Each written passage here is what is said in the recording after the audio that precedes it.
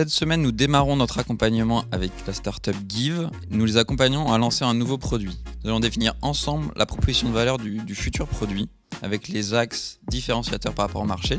Ensuite, nous allons mener 2 types d'activités. Nous allons tester l'attraction du marché vis-à-vis de ce nouveau produit en lançant des expérimentations.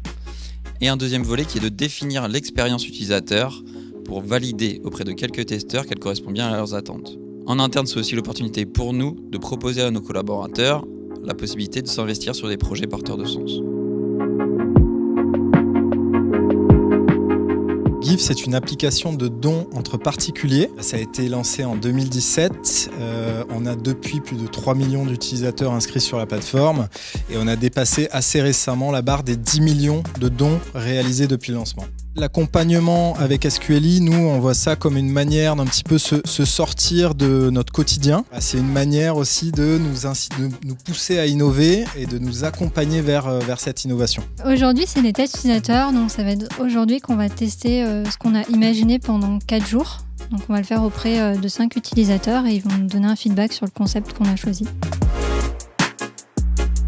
Si je devais résumer la semaine qu'on a passée avec SQLi autour de 2 thématiques, la première ce serait l'intelligence collective, parce qu'on a vraiment tous ensemble sur une semaine travaillé, réfléchi, on s'est challengé pour arriver à une solution et du moins un début de solution qui est super satisfaisant.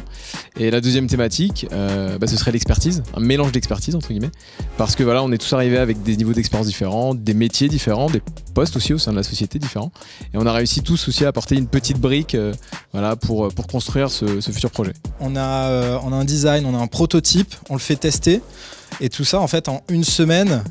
Là où, encore une fois, dans le flow du quotidien, c'est des projets qui mettraient beaucoup plus de temps à aboutir.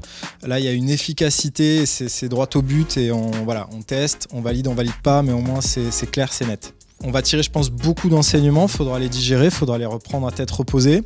On voit qu'on valide certaines choses, on n'en valide pas d'autres. Mais en fait, juste le fait d'invalider certaines hypothèses, c'est aussi des enseignements qui, moi, à mon sens, sont énormes et nous permettent d'avancer en fait, dans la construction de ce futur produit. Cette semaine, ce qui m'a remarqué vraiment, c'est le moment en fait, où on est passé d'une idée, un concept, à un proto, et quelque chose qui était palpable, qui était tangible et qu'on a pu tester auprès des utilisateurs. Semaine très enrichissante où ça nous a vraiment permis d'apprendre pas mal de choses. À la base, on était vraiment parti sur des intuitions et donc du coup maintenant on a beaucoup plus d'éléments concrets justement pour pouvoir avancer sur ce projet et véritablement le faire aboutir. Nous allons nous appuyer sur l'enseignement des tests de cette semaine pour renforcer le concept imaginé par l'équipe.